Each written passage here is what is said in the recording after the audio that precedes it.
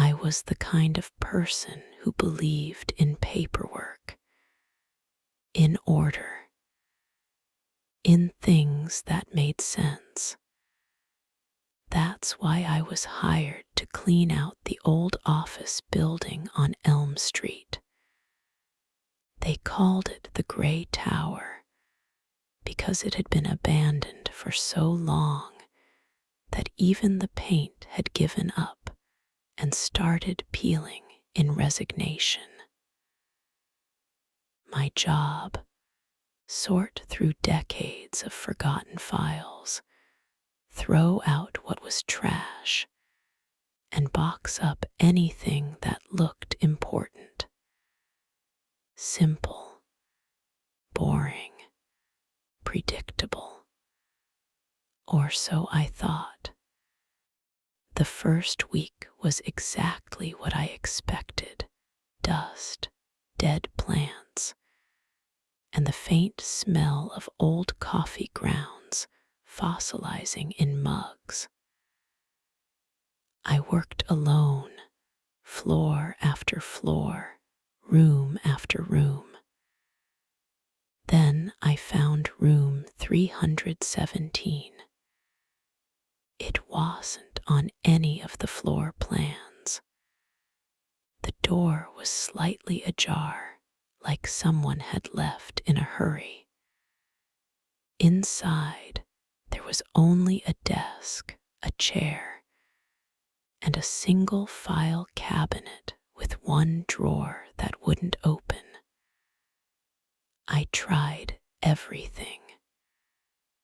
The key was missing. The lock wasn't broken, it just wouldn't turn. I even called maintenance. They sent a guy named Carl who looked like he'd rather be anywhere else. He jiggled it, rattled it, even tried to pry it with a crowbar. Nothing. He shrugged and said, "Must be jammed from the humidity." I wasn't so sure, because that night I heard it. I was alone, packing up my things, when I swear I heard a whisper. Not from the hallway, not from outside. From inside the drawer. It was faint, like someone speaking through layers of cloth, but clear enough to make the hair on my arms stand up. It said, "Help me." I froze. I looked around. The room was empty. Just me and the desk and that damn drawer. I told myself it was the building settling, or the wind, or my own exhaustion playing tricks. But the next night, it happened again. This time the voice said, "You're a close." Now, I am not a superstitious person. I don't believe in ghosts or curses or things that go bump in the night. But I do believe in sound. And I knew what I heard, so I started listening.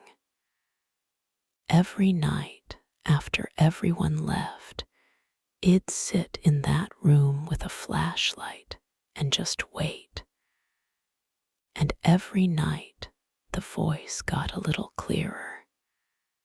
It told me stories about the woman who used to work in that office, Margaret. She was an accountant, quiet, kept to herself. The voice said she'd discovered something wrong in the company's books, something big, and then she disappeared. I started digging. I found an old employee directory, pulled some archived news articles.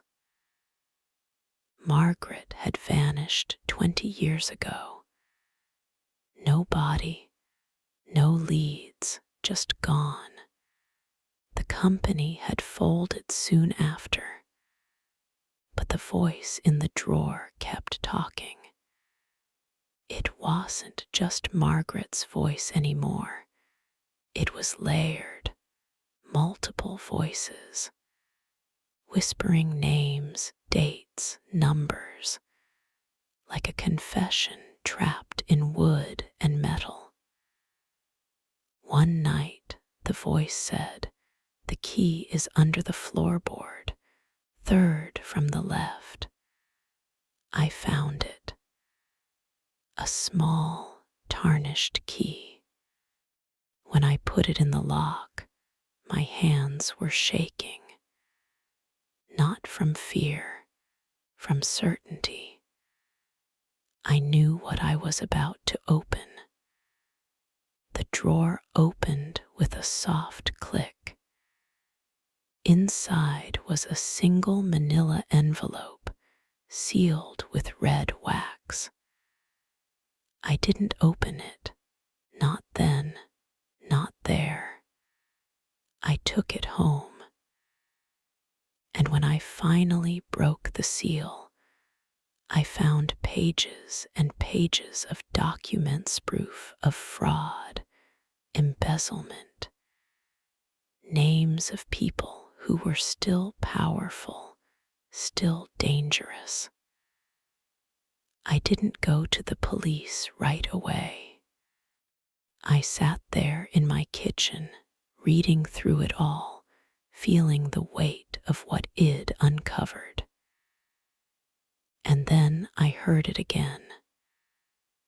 Not from the envelope, not from the drawer, from inside my own head. A whisper, soft but clear, "Thank you." I never went back to that office. I handed the documents over to a journalist I trusted. The story ran. People were arrested. The building was sold.